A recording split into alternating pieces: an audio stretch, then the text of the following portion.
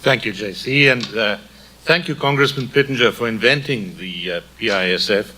If you didn't invent it, it would have had a dire consequence for some careers, because last year we saw Senator Rubio speaking here, and 6 weeks later he was Secretary Rubio. So this is a great forum. If you want to speak here to get promotion, this is the way to do it. I'm an African-born American. I don't know how many of you have been to Africa, or how many of you have been on safari in Africa. Oh, well, quite a few, more than I expected. Well, a month ago I went on my 50th safari, and I was sitting at a waterhole on the border with Mozambique, and I listened to the call of the fish eagle, which is known as the sound of Africa. It's magnificent. But you know, the real sound of Africa, I've come to realize, is not the call of the fish eagle. It's the pounding of diesel generators because they don't have electricity. 600 million Africans have no access to electricity. None, zero. In fact, the average African has only enough electricity access to run a refrigerator for 6.5 hours a day. Yet, it's the fastest growing human population on the face of the earth. These are the poorest people. And it has dire consequences for the security and the prosperity of the United States. You've heard references to it. In fact, the Dasgupta doctrine would refer to that, because there are critical minerals in Africa that we need. The Dayaratna explanation made it clear that there's a link between prosperity and health and electricity access. Therefore, I'm proposing a new energy diplomacy opportunity in Africa for the United States. Why is it in our interest? Well, take account of this. The Islamic insurgency in Africa now means that 90% of all terrorist attacks take place in Africa. And people think it's only in the Sahel belt. But it's already moving down south. In northern Mozambique, the extremists are pushing further and further, and they've already ensured that one of the biggest gas finds that would have changed the face of southern Africa cannot operate. The US is doing its best to help reopen it, but Islamic insurgency is ensuring that it can't happen from a very critical security perspective. Now, why should we worry about that? It's far away. Do you recall Admiral Melson mentioning the trade route around the Cape when the Suez Canal is closed? Well, that's South Africa. And South Africa is closer and closer to China and Russia. In fact, the Simonstown port is a military port for deep water naval vessels. They've held naval joint exercises with China and Russia. But it's a state at risk. You have seen reports, if you took notice, of Libyan military training camps in South Africa being discovered. They weren't training to do better traffic operations when the traffic lights don't work. They were there for serious mischief. You've already seen how South Africa had to pull its troops out of Mozambique and the DRC because it couldn't stand up militarily. Now imagine the crime and the terrible corruption in South Africa that's enabling money laundering, that we also heard about at this forum, to ISIS. In fact, South Africa has emerged as the locus of IS funding for all its African franchises, according to one of the top 100 experts on terrorism. So, if you combine all of these factors, we cannot afford to have more of Africa fall under the control of forces inimical to the interests of America. So what do? Well, the new security strategy provides an opening. It focuses on the Indo-Pacific. It says we must look not for aid, but for investment and growth. And there is an enormous opportunity for investment and growth in Africa. And what we can do about it is to follow the model of the Abraham Accords, and let's call them Edison Accords.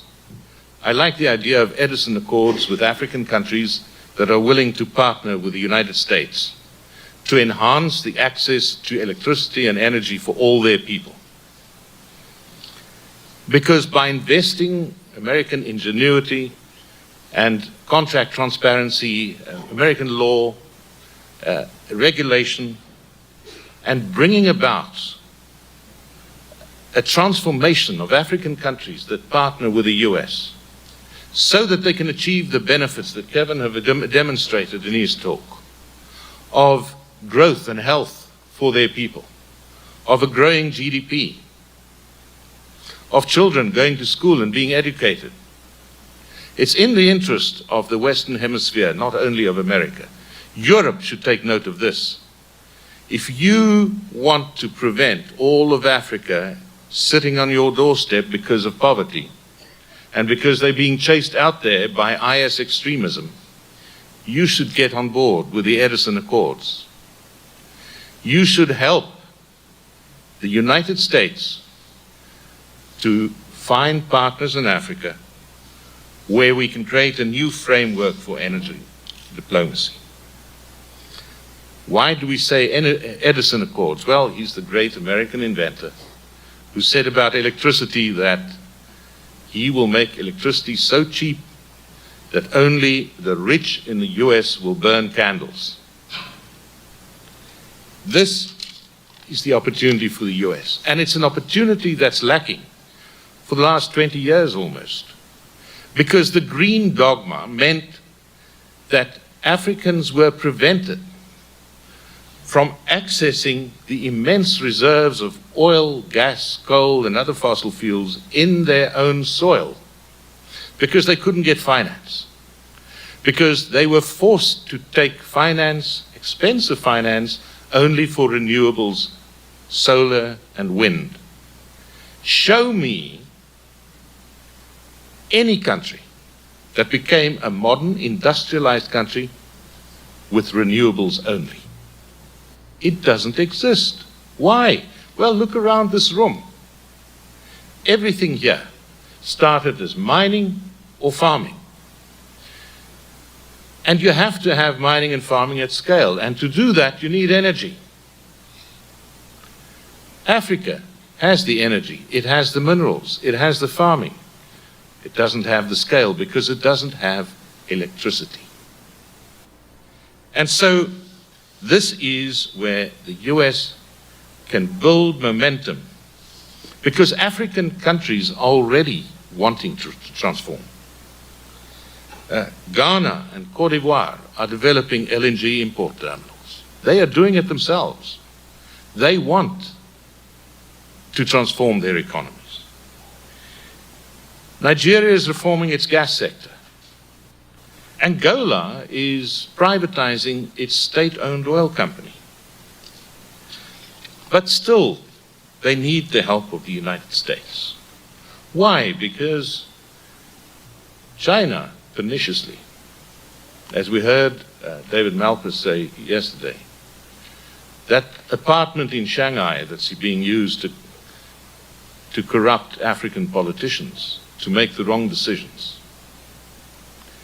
The best way to expose it is to expose it. The best way to give it its end, give it a funeral, corruption funeral, is to expose it so that the people know it. That is why the young people are protesting all over Africa. And remember that Africa will have the youngest population in the world very shortly. The US Gas Infrastructure Exports Initiative has already identified this opportunity. Analysts estimate projects worth $175 billion across the value chain for America available right now.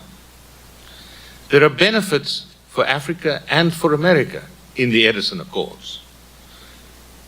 For Africans, it means energy security and growth. It means industrialization and jobs.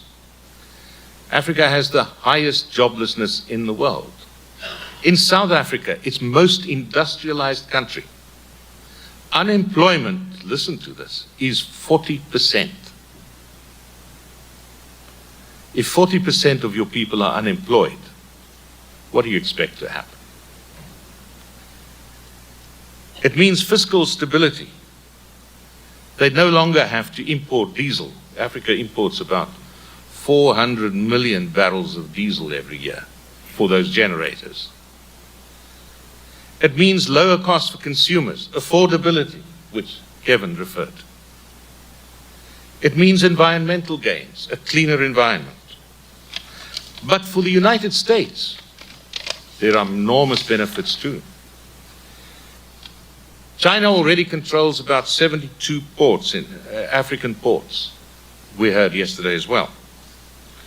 The Edison Accords would create a foothold in critical markets and push back against Beijing's control in Africa. It means that each LNG cargo, gas turbine, engineering contract done by the US creates local jobs. It could be something like $2.7 billion in domestic purchases to create $600 million in US taxes. That's not as sizable as some other sources of revenue, but it's nothing to sneeze at. It means that energy dominance becomes the mantra for development in Africa. And that's US policy. Stable, prosperous African partners will be less vulnerable to Chinese debt traps and to extremist movements. So, energy abundance is the foundation of modern prosperity. Why not have it for Africa? Why not create, through the Edison Accords, a time when only rich Africans will burn candles? Thank you.